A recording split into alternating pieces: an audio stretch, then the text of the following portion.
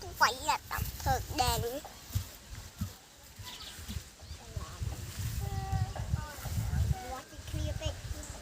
Bố đâm thôi lên thùng thùng mà. Ôi nghe nhảy chui đọc chơi lên trên ông ơi. Ba bay. Mày nói tặng về. Đông lắm.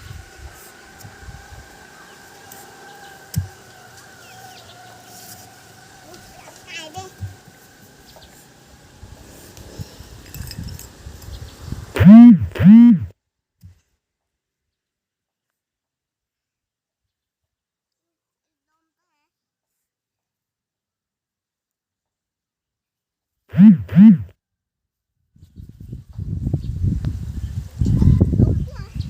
Rồi đi chậm ngon ha. Vô lấy phúc, vô lấy phúc cao bẹ cô.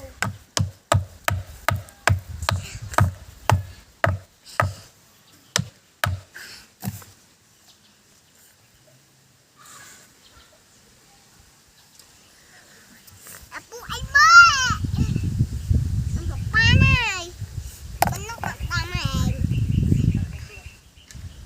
Anh ngồi mua bắp. Bắp.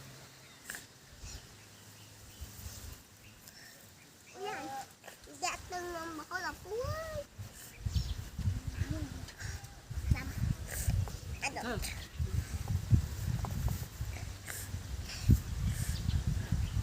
Thử sẽ là phú như mà nụ ra mẹ.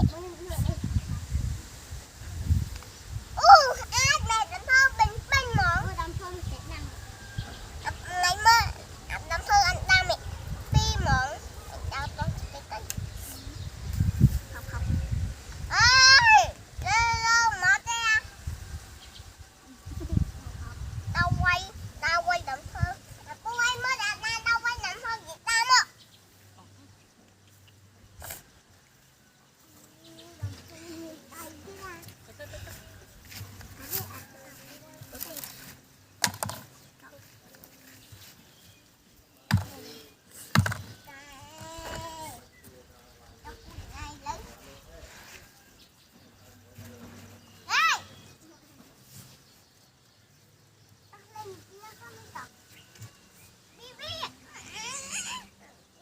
Dùng cái nó phải chặt củ thơ hay chặt củ hai màu.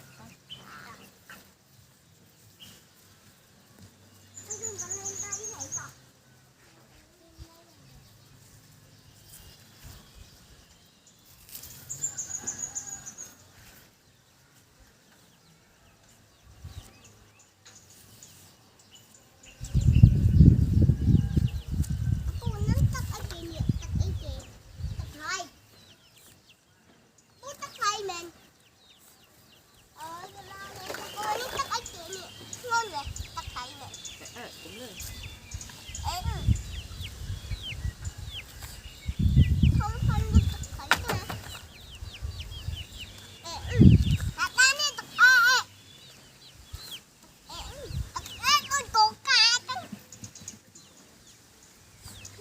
Con